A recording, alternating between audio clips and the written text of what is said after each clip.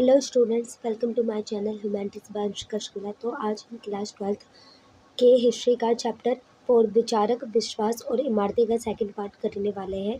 तो चलिए video start करते हैं। मैंने इसमें सारे इंपॉर्टेंट क्वेश्चन ही करवाए हैं। तो हम क्वेश्चन 7 पर थे। अब क्वेश्चन 7 की बात करते हैं। बौद्ध ग्रंथों का विषय वस्तु और इन्हें किस प्रकार तैयार और संरक्षित किया गया, मतलब किस तरह से रखा गया है, ये सारी चीज़ें हम देखेंगे। ये हमारा आंसर है। त्रिपिटक का अर्थ। त्रिपिटक इसमें काफ़ी फेमस है। बुद्ध की मृत्यु के बाद उनके शिष्य, मतलब उनके जो स्टूडेंट्स थे, उन्होंने उनकी दी हुई सीख को इकट्ठा किया कि जो जो बुद्धा ने सिखाया था वो सारी चीज़ें इकट्ठा की थी, मतलब जिसे त्रिपिटक कहा जाता है। ठीक है, त्रिपिटक का सीधा मतलब होता है 3 टोकरियाँ। ठीक है, जिनमें बौद्ध धर्म के अलग अलग विचार आ रहे हैं और नियम आ रहे हैं कि उन बुद्धा जी के क्या क्या विचार थे और क्या क्या उन्होंने नियम बनाए हुए थे। ठीक है, विनय पिटक की विषय वस्तु। सबसे पहले हम ये देखेंगे। विनय पिटक है, सूत पिटक है और अभिधम्म पिटक है। तो हम पहले विनय पिटक की बात करेंगे। त्रिपिटक की पहली टोकरी या किताब का नाम विनय पिटक है। इस किताब में उन नियमों और कानूनों को लिखा गया है जिनका पालन बौद्ध संघ में जो रहने वाले जो भिक्षुणियाँ थी उनको हर हाल में करना पड़ता था, जैसे सादा जीवन जीना। क्योंकि जब उनके उसमें जाया जाता था संघ में, तो आप सरनेम वगैरह ये सारी चीज़ें छोड़ देते थे लोग। ठीक है, तो उनके लिए भी नियम लिखे गए थे, क्योंकि महिलाएं और पुरुष दोनों शामिल हुए थे, तो हर के लिए नियम थे। ठीक है, और ये सारी चीज़ें उन्हें हर हाल में करना पड़ता था। सुत्त पिटक की विषय वस्तु। दूसरी मुख्य किताब सुत्त पिटक है, जिसमें महात्मा बुद्ध के दिए गए उपदेशों और बातचीत का संग्रह है कि उन्होंने क्या क्या उपदेश दिए थे। इसमें छोटी छोटी कहानियाँ हैं। कहानियों के जरिए आम लोगों को अच्छे काम करने, दया रखने और सही रास्ते पर चलने की सरल शिक्षा दी जाती है। क्योंकि बहुत लोगों का क्या होता है, गलत रास्ते पे चले जाते हैं। किसी को अगर पैसे कमाने तो वो छोटा रास्ता चुनेंगे, गलत रास्ता चुन लेते हैं। लेकिन इन किताबों के अंदर ये चीज़ें समझाई गई है कि कुछ भी हो जाए हमेशा सही रास्ता चुनना चाहिए। ठीक है, दूसरों के प्रति दया भाव रखनी चाहिए। ठीक है, और हमें सदैव अच्छे काम करने चाहिए, मतलब हमेशा अच्छे काम करने चाहिए। ठीक है, अभिधम्म पिटक की विषय वस्तु। जो तीसरी किताब है उसका नाम है अभिधम्म पिटक, जो थोड़ी कठिन है। ठीक है, इस किताब में बौद्ध धर्म के गहरे दर्शन की बातें लिखी है। ठीक है, उनके क्या क्या चीज़ें हैं, आत्मा के बारे में उन्होंने बताया, संसार के बारे में बताया, विश्व के बारे में मतलब प्रकृति, ठीक है, पेड़ पौधे, इन सारी चीज़ों के बारे में उन्होंने बताई है, गंभीर चर्चा की है। मौखिक परंपरा। शुरुआत में इन सभी ग्रंथों को किसी कागज़ या पन्ने पर लिखा नहीं गया था। स्टार्टिंग में कोई कागज़ पे लिखा नहीं गया था। बुद्ध जो भी बोलते थे उनके शिष्य उसे सुनकर याद कर लेते थे, मतलब जिनको वो बताते थे, जो उनके शिष्य होते थे, स्टूडेंट्स होते थे, वो उनकी चीज़ें, वो जो बोलते थे वो उन्हें याद कर लेते थे। फिर विश्व लोग अपने आपस में इन देशों को बोल बोल कर दोहराते थे। मतलब होते नहीं कि टीचर ने समझाया, बच्चे लिखे नहीं, फिर बच्चे आपस में बात करते हैं। ठीक है, वही चैप्टर की वैसे ही मानो, ताकि कोई बातें भूल ना जाए। क्योंकि बार बार अगर बताएगी नहीं तब चीज़ें भूल जाएगी। बार बार आप चैप्टर भी रिवाइज ना करो तब भी आप भूल जाओगे। ताड़ के पत्तों पर लिखना। बौद्ध की मृत्यु के कई सालों बाद इन जानकारियों को श्रीलंका और भारत के अन्य हिस्सों में ताड़ के पत्तों पर हाथ से लिखा गया, मतलब पत्तों पे लिखा गया था। ठीक है, कौन से पत्ते थे? ताड़ के पत्ते थे।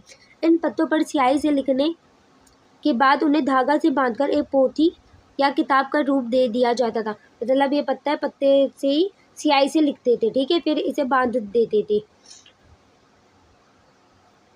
विहारों में सुरक्षित पुस्तकालय। इन हाथ से लिखी गई पोथियों का बहुत संभालकर बौद्ध मठों या विहारों के सुरक्षित कमरों में रखा जाता था। ठीक है, चीन और तिब्बत में आने वाली यात्री जैसे फाइशियन और हैनसांग ने इन किताबों की कॉपियां बनाकर अपने देशों में ले गए। जो ये सब बाहर के जो यात्री आए थे वो लोग इनको किताब वगैरह बनाए, कॉपियाँ वगैरह बनाए और वो लोग अपने देश में लेके गए। भाषाओं में अनुवाद के मतलब ट्रांसलेट करना। समय के साथ बौद्ध ग्रंथों को पाली भाषा से संस्कृत में करा गया। चीनी, तिब्बत और जापानी भाषाओं में अनुवाद किया गया, मतलब ट्रांसलेट किया गया, ठीक है, जिससे वहाँ के लोग भी समझ पाए। आज के समय में इन पुरानी पोथियों को आधुनिक तरीके से प्रिंट करके और कंप्यूटर में डिजिटल रूप से सुरक्षित रख लिया गया। आज के टाइम में क्या हुआ है कि प्रिंट करके कंप्यूटर में भी है। अब हम क्वेश्चन 8 देखेंगे। नियतिवाद और भौतिकवाद, ये इंपॉर्टेंट है, ये आता है। नियतिवाद और भौतिकवाद चिंतकों की मुख्य विचार क्या थे और वे बुद्ध के विचारों से किस प्रकार भिन्न थे, मतलब अलग कैसे थे। तो अब चलिए अब हम इसका आंसर देखते हैं। नियतिवाद का मुख्य विचार। नियतिवाद चिंतक मक्खली गोसाल का मानना था कि दुनिया की हर चीज़ें पहले से तय है, मतलब एक तरह से नियति मतलब एक तरह से वो भाग्य मान के चलो कि पहले से ही हर चीज़ें लिखी हुई है। इंसान चाहे जितनी भी मेहनत कर ले, वह अपने सुख या दुख को बदल नहीं सकता, कि मतलब हम कितने भी कर्म करें हम सुख दुख को नहीं बदल सकते। भाग्य में मतलब जो लिखा है वही होगा, जैसे पंडित जी नहीं बोलते थे कि भाग्य में ये चीज़ लिखा है यही होगा। और भौतिकवाद क्या है? भौतिकवाद का मुख्य विचार भौतिकवादी चिंतक अजित किंसकबली का विचार था, देखो इसमें नाम भी है, कि ये संसार सिर्फ मिट्टी, पानी, आग और हवा से बना है, ठीक है। किससे बना है? मिट्टी से बना है, पानी, आग और हवा। इंसान के मरने के बाद सब कुछ इसी प्रकृति में मिल जाता है। उनके अनुसार दान पुण्य या यज्ञ करने जैसी बातें पूरी तरह झूठ और दिखावा है। इन्होंने दान पुण्य की जो बातें होती हैं उनको एकदम दिखावा माना है, ठीक है। और यज्ञ करना भी वैसा बताया कि इन सबसे कुछ नहीं होने वाला, ठीक है। हम जिससे बनते हैं हम मरने के बाद उसी में ही समा जाते हैं। पुनर्जन्म पर दोनों के क्या विचार थे? भौतिकवाद मानते थे कि मरने के बाद कोई अगला जन्म नहीं होता, ठीक है, आप मरोगे आप सीधे ही, इसलिए जब तक जियो ऐश से जियो। नियतिवाद अब इसके उल्टा मानते थे। नियतिवाद मानते थे कि जन्म और जो मरण का जो चक्र होता है वो पहले से तय है और वह अपने समय पर खत्म होगा, उसे कर्मों से बदला नहीं जा सकता। मतलब आप कोई भी कर्म कर लो वो चीज़ बदल नहीं सकती, वो पहले से ही तय है। मतलब होता है ना कि आप इस टाइम के लिए आए हो तो इतने टाइम में चले जाओगे, ऐसे ही मानते थे, मतलब बहुत ज़्यादा भाग्य पे यकीन करते थे। बुद्ध का कर्म सिद्धांत। बुद्ध इन दोनों विचारों के बिल्कुल खिलाफ थे। बुद्ध ने कहा कि इंसान का भाग्य पहले से तय नहीं होता, मतलब नियतिवाद गलत है, ठीक है। अब बुद्ध का क्या था, वो ये नहीं करते थे कि भाग्य पहले से ही तय है, तो ये नियतिवाद को तो झुटलाया, मतलब नियतिवाद गलत हो गया। बल्कि इंसान अपने अच्छे या बुरे कर्मों से अपना भविष्य खुद बदल सकता है। मेहनत से मोक्ष पाना संभव है। अब इन्होंने क्या करा कि अगर हम अच्छे कर्म करें, अच्छी चीज़ें करेंगे तो हमारा भाग्य बदल जाएगा, ठीक है, और हम मेहनत करें तो ही हम मोक्ष पा सकते हैं, ठीक है। मतलब मोक्ष क्या होता है? दूसरा जन्म नहीं होना। बुद्ध का नैतिकता पर जोर। भौतिकवाद कहते थे कि अच्छा काम करने से कोई पुण्य नहीं मिलता, ठीक है, लेकिन बुद्ध ने क्या सिखाया था? वो नैतिकता, दया, ईमानदारी सबसे जरूरी है, ठीक है। हमारे हर काम का असर हमारे मन और समाज पर पड़ता है, इसलिए सदाचार का जीवन जीना चाहिए। बुद्ध ने क्या सिखाया कि ऐसे नहीं होता। उनका क्या था कि जो हम अच्छे काम करते हैं, ठीक है, अच्छे कर्म करो, ईमानदारी से रहो, दूसरों के प्रति दया रखनी चाहिए, ठीक है। इससे हमारे मन पर भी असर होता है कि हम भी गलत नहीं है और समाज पर भी होता है, इसलिए हमें सीधा सरल जीवन जीना चाहिए। संसार की असलियत पर अंतर। भौतिकवादी दुनिया को सिर्फ बेजान चीज़ों का ढेर मानते थे, जबकि बुद्ध ने कहा कि संसार में चेतना और दुखों से पार पाने के लिए मानसिक साधना जरूरी है। ये क्या मानते थे भौतिकवाद की? जो बेजान जो चीज़ें हैं वो ही ढेर है, लेकिन बुद्ध का क्या था कि नहीं, मानसिक साधना करना बहुत ज़्यादा ज़रूरी है, ठीक है, इससे हम दुखों से पार हो सकते हैं। बुद्ध ने शरीर के खत्म होने को ही सब कुछ नहीं माना। बुद्ध ने क्या चीज़ मानी थी कि शरीर ही खत्म होगा तो कुछ नहीं, कि यही सारी चीज़ें हैं, बल्कि असली लक्ष्य बताया। लोकप्रियता का कारण। यतिवाद और भौतिकवादियों के विचारों बहुत कड़े और निराश भरे थे। मतलब नियतिवाद क्या था? वो भाग्य को ही मान रहा है कि आप इस टाइम के लिए आए हो, आप इस टाइम तक मर जाओगे, कोई बदल नहीं सकता अपना भाग्य, ठीक है। भौतिकवाद कुछ नहीं मानता, ना वो यज्ञ करना पसंद करता, ना वो अच्छे कर्म करना पसंद कर रहा, ठीक है। दोनों ही अलग है। जो आम लोगों को ज़्यादा सहारा नहीं देते थे। इसके विपरीत जो बुद्ध का जो रास्ता था वो आशावादी था, जो इंसान को खुद अपनी किस्मत बदलने की ताकत देता था। क्योंकि बुद्ध ने क्या सिखाया कि हम अपना भविष्य बदल सकते हैं। इसलिए ज़्यादातर जो समाज के जो लोग थे वो बुद्ध की ओर ज़्यादा अट्रैक्ट हुए थे, इसलिए बुद्ध ज़्यादा लोकप्रिय हुए, ठीक है। चर्चा और विवाद का माहौल। उपनिषदों के काल में इन सभी चिंतकों बुद्ध, महावीर, मक्खिल गोसाल के बीच कुटागार शालाओं, नुकीली छत वाली जो झोपड़ियाँ होती थी, इसको ये बोलते हैं नुकीली छत वाली, ये मानो ये झोपड़ी हो गई, में तीखों बहस होती थी, मतलब लड़ाई वो चीज़ें होती थी, क्योंकि इनके अलग विचार है, उनके अलग विचार है। ये लोग घूम घूम कर एक दूसरे के विचार को चुनौती देते थे, जिससे भारत में सोचने समझने की संस्कृति बढ़ी। क्योंकि अगर ये सारे विचार नहीं लाए होते तो जो भारत है वो इतना सोच विचार करते ही नहीं कि अच्छा कोई नियतिवाद कर रहा, कोई भौतिकवाद, कोई बुद्धा जी ने अपनी शिक्षाएं दी, ठीक है। तो ये लोग भी ज़्यादा सोचे, समाज के लोग। बौद्ध संघ के नियम क्या थे, ठीक है। संघ में महिलाओं और अन्य सामाजिक वर्गों के प्रवेश की प्रक्रिया का वर्णन कीजिए। अब हम बौद्ध संघ के नियम देखेंगे कि इन्होंने क्या क्या नियम बनाए थे। इससे पहले वाले क्वेश्चन में था ना कि जो हमारे किताबें थी उस पर लिखा हुआ था कि ये नियम है, वो मतलब पालन करना ही पड़ेगा, जैसे सदाचार का जीवन जी रहा। तो अब हम इसमें डीप देखेंगे। संघ का अर्थ और नियम। संघ का मतलब क्या है? बौद्ध सिख भिक्षुओं का एक ऐसा संगठन या ग्रुप था जो धर्म का प्रचार करता था। ये लोग धर्म का प्रचार करते थे, इनको ही संघ कहते थे। संघ में रहने के लिए बहुत कड़े नियम थे। भिक्षुओं को बहुत सादे कपड़े पहनने होते थे, कि काफ़ी सिंपल कपड़े पहनेगी, और दिन में सिर्फ एक बार आम लोगों से खाना मांगकर खाना होता था। कि पूरे दिन में हम लोग 3-4 बार खाते हैं इन्हें, लेकिन एक ही बार खाना खाना होता था। भिक्खु और भिक्खुनी संघ के सदस्य। भिक्खु पुरुषों के लिए हो गया और भिक्खुनी जो था वो महिलाओं के लिए हो जाता था। इसका सरल अर्थ था भीख मांगने वाले, ठीक है। उनके पास अपनी कोई संपत्ति नहीं होती थी, कि अपना कोई पैसा वगैरह नहीं है, केवल एक कटोरा और ज़रूरत के थोड़े से कपड़े होते थे, कि मतलब ज़्यादा कपड़े भी नहीं होते थे, 2-3 नहीं होते होंगे। महिलाओं का संघ में प्रवेश। शुरुआत में महात्मा बुद्ध ने महिलाओं को संघ में शामिल करने के हक में नहीं थे। स्टार्टिंग में वो शामिल ही नहीं करना चाहते थे, लेकिन उनके सबसे प्रिय शिष्य आनंद के बार बार कहने और समझने पर बुद्ध ने महिलाओं को संघ में आने की अनुमति दे दी। कि मतलब इन्होंने जो आनंद ने बार बार बताया कि महिलाओं को भी आने देना चाहिए, तभी उन्होंने आने दिया।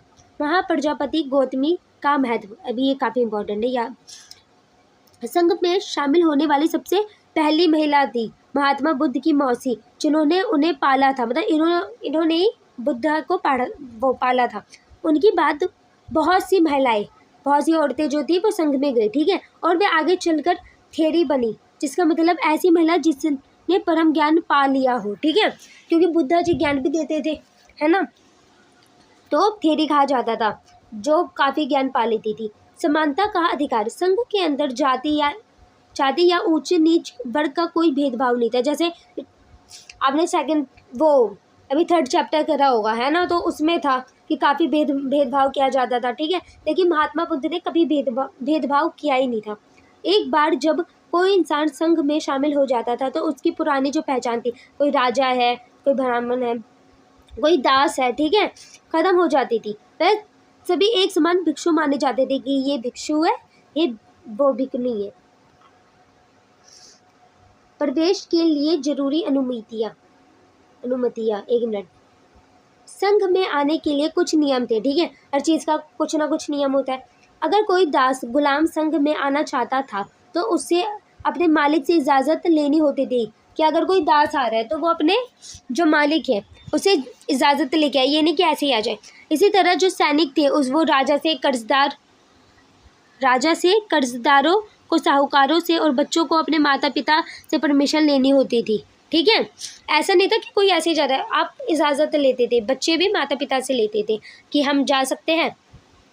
लोकतांत्रिक व्यवस्था, संघ के अंदर कोई भी फैसला किसी एक इंसान की मर्जी से नहीं होता था। ये नहीं कि किसी एक ने कह दिया तो फैसला होगा। सभी भिक्षु एक जगह बैठकर बातचीत करते थे और बहुमत ज़्यादातर जो लोग जो जिस पे सहमति जताते थे वही नियम तय हो जाता था। ठीक है, अगर किसी बात पर मतभेद होता था तो वोटिंग भी कराई जाती थी। कितनी अच्छी चीज़ है कि अगर भेदभाव भी हो रहा है कि नहीं ये चीज़ करना है वो चीज़ करना है, तो वोटिंग जिस पे जो सबसे ज़्यादा लोग चाहते थे वही चीज़ें होती थी। समाज पर प्रभाव, संघ के इस बराबरी वाले नियम के कारण समाज के गरीब, शोषित, दबाए गए लोग और महिलाओं बौद्ध धर्म की तरफ बहुत तेजी से खींची चले आए, क्योंकि समाज में काफ़ी उस टाइम पे भेदभाव था। ठीक है, लेकिन जो नीचे वर्ग के लोग थे वो इनकी तरफ काफ़ी आकर्षित हुए कि चलो यहाँ तो भेदभाव है ही नहीं। उन्हें पहली बार समाज में पुरुषों और अमीरों के बराबर सामना और ज्ञान पाने का हक मिल रहा था, क्योंकि इससे पहले इन्हें ज्ञान पाने का भी हक नहीं था। ठीक है, उच्च वर्ग के लोग ही शिक्षित हो पाते थे। तो जब ये संघ में गए तो एक तो इन्हें ज्ञान भी मिला। ठीक है, ज्ञान भी मिल रहा है, नॉलेज मिल गई है ना, और एक क्या था, एक इन्हें इज्जत में मिल रही है समाज में, और बराबर भी मिल रहा है, इक्वालिटी मानो। ठीक है, अब हम क्वेश्चन 10वां देखेंगे।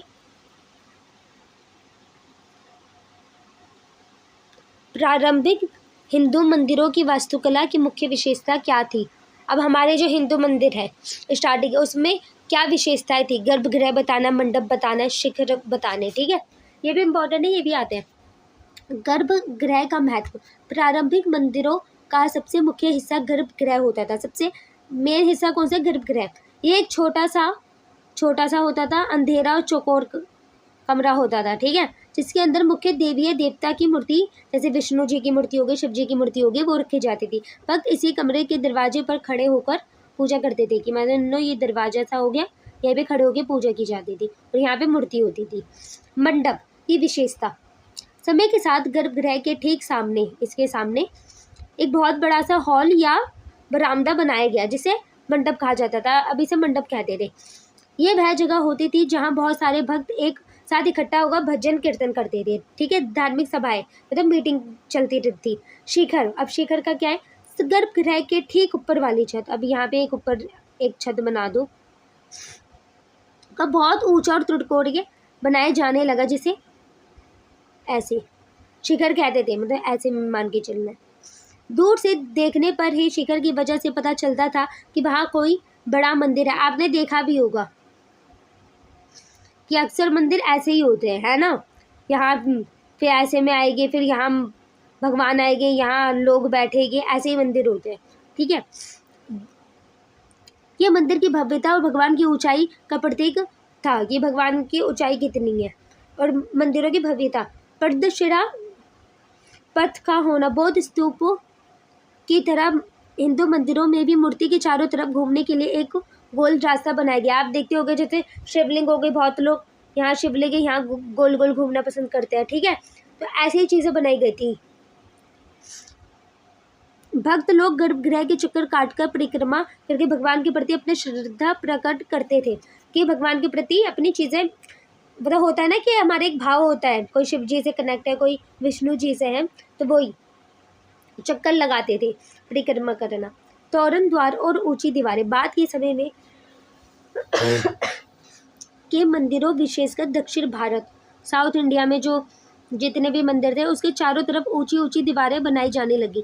इन दीवारों का मुख्य प्रवेश द्वार का बहुत ऊंचा और सुंदर बनाया जाता था कि मतलब काफ़ी सीढ़ियाँ हुई, फिर यहाँ पे मुख्य द्वार आता था जिन्हें गोपुरम या तोरण द्वार कहा जाता था। ठीक है, इनका नाम याद रखेंगे। सुंदर मूर्तियाँ और नक्काशी, मंदिरों की बाहरी और भीतरी दीवारों पर देवी देवताओं, अप्सराओं, हाथी, घोड़ों और पौराणिक कहानियों की सुंदर मूर्तियाँ तराशी जाती थी कि ये कलाकार इतने अच्छे ढंग से बनाते थे, इन सबों की कलाकारी करते थे, मूर्तियाँ वगैरह बनाते थे। जो ये कला सिर्फ सजावट के लिए नहीं थी बल्कि अनपढ़ लोगों को धर्म की कहानी सिखाने का एक जरिया था कि मतलब ऐसे नहीं कि बस मंदिर सजे पड़े हैं। ठीक है, जो व्यक्ति पढ़ नहीं सकता वो अगर इनके माध्यम से है वो तक देखे तो समझ सकता है। जैसे शिव जी के साथ पार्वती जी होती है, विष्णु जी के साथ लक्ष्मी जी होती है। ठीक है, शिव जी पार्वती जी और गणेश जी साथ होते हैं, तो मतलब देख के भी लोग समझ सके। पहाड़ काटकर मंदिर बनाना, शुरुआती दौर में केवल ईंट पत्थरों जोड़कर ही मंदिर नहीं बने, बल्कि पूरी की पूरी ठोस जो पहाड़ियाँ होती थी उसको काट के मंदिर बनाए गए। जैसे महाबलीपुरम के रथ मंदिर चट्टानों को काटकर बनाए गए। प्राचीन वास्तुकला का ये बेहतरीन मतलब वो एग्जाम्पल है कि मतलब पहाड़ियों की, इसलिए बहुत सारे पहाड़ तो एकदम, बहुत सारे मंदिर जो होते हैं वो एकदम पहाड़ों पे होते हैं। जल संरक्षण के लिए तालाब, विशेषकर दक्षिण भारत के मंदिरों के प्रांगण मतलब आंगन में एक बड़ा सा पानी का तालाब या कुंड बनाया जाता था। ये तालाब और कुंड किस लिए होता था? कि पानी को बचा सके। भक्त मंदिर में प्रवेश करने से पहले इस पवित्र तालाब के पानी से अपने हाथ पैर धोते थे, कि मतलब तालाब से हाथ पैर धोते थे। और त्योहारों पर भगवान की मूर्तियों को इसमें नौका विहार कराया जाता था, कि मतलब होता नहीं है, इनमें डुबाया जाता था।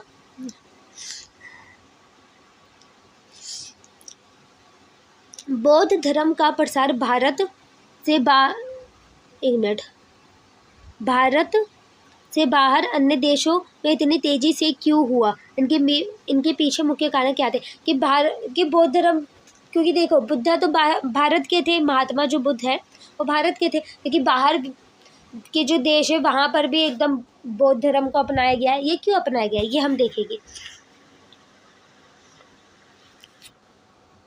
सरल और व्यवहारिक शिक्षा है। बौद्ध धर्म की बातें बहुत सीधी और आसान थी, मतलब काफ़ी सीधी थी। बौद्ध ने आम जनता को किसी कठिन यज्ञ, बलि या महंगे कर्मकांड करने के लिए नहीं कहा। मतलब जो बुद्धा थे, हमारे जो महात्मा बुद्ध थे, उन्होंने कभी भी ये नहीं कहा कि कठिन यज्ञ करो आपकी कर्म बुझ जाएंगे। और जैसे होता था बहुत सारे मंदिरों में बलि दो, ठीक है, कोई किसी की बलि दे रहा है, कोई जैसे होता था काली माँ के मंदिर में बलि दो, ये सारी चीज़ों के लिए मना करा गया था, ठीक है।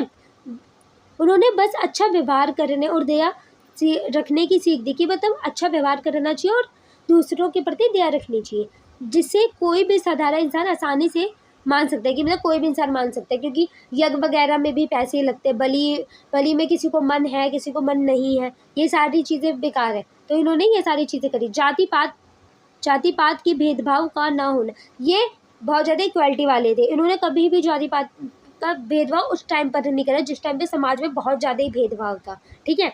उस समय समाज में ऊंच नीच और जाति का बहुत भेदभाव था, ठीक है।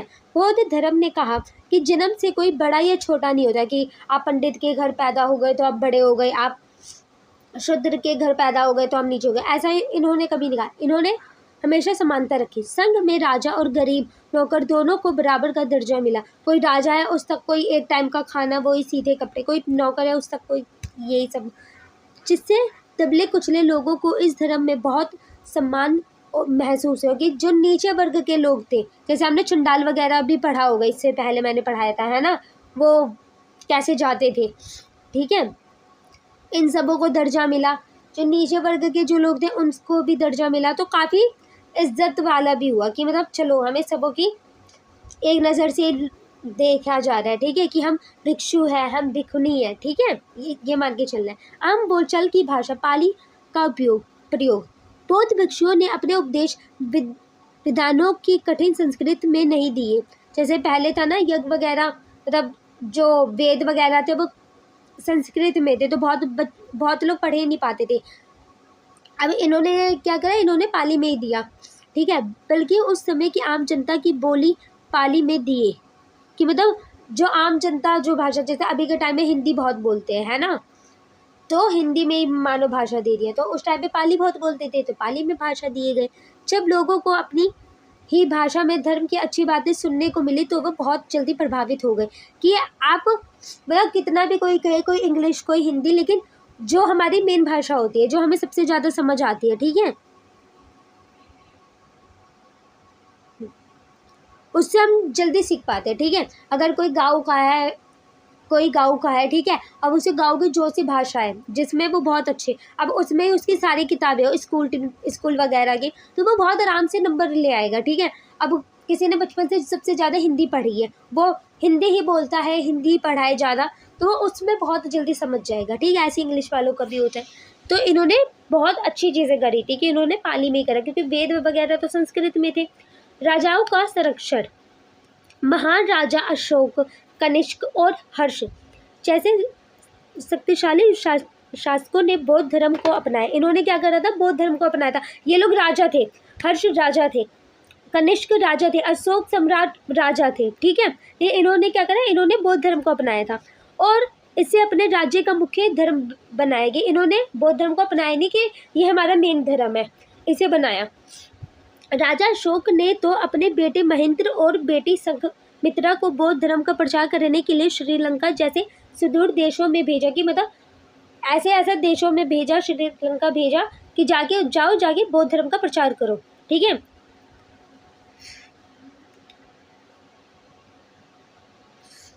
बौद्ध संघ का योगदान, बौद्ध संघ के भिक्षु भिक्षुनियां बहुत अनुशासित, मतलब काफी डिसिप्लिन थे और समर्पित थे, ठीक है।